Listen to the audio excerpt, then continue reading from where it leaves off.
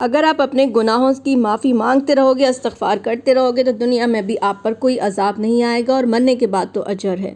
یہاں اللہ تعالیٰ نے بتایا کہ وَإِذْ قَالُوا اللَّهُمَّ، جب کافر نے، مکہ کے قریش نے کہا، اِن کَانَ هَٰذَا هُوَ الْحَقُّ، اے اللہ اگر یہ قرآن سچ ہے، من عندک تیری طرف سے ہے، فَأَمْطِرْ عَلَيْنَا حِجَارَةً، تو ہم پہ پتھروں کی بارش کرا، مِنَ السَّمَاءِ، آسمان سے کر، اب ائتنا بعذاب علیم، یا ہمیں دردناک عذاب دے۔ یہ مکہ کے کافر اللہ سے کہتے ہیں۔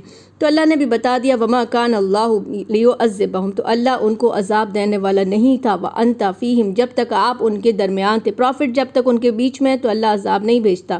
وَمَا كَانَ اللَّهُ مُعَذِّبَهُمْ وَهُمْ يَسْتَغْفِرُونَ، اور جب تک اللہ عذاب نہیں دیتا، جب تک بندے اپنے گناہوں کی معافی مانگتے رہتے ہیں، استغفار کرتے رہتے ہیں، تب تک اللہ کی طرف سے عذاب نہیں آتا ہے۔ تو پروفٹ جب چاہے مدینے چلے گئے تو پھر ان پر 7 سال قحط کا عذاب آیا، اور وہ بھی پروفٹ کی دعا سے ہٹایا گیا۔ پھر ان پہ بدر کا عذاب بھی آیا۔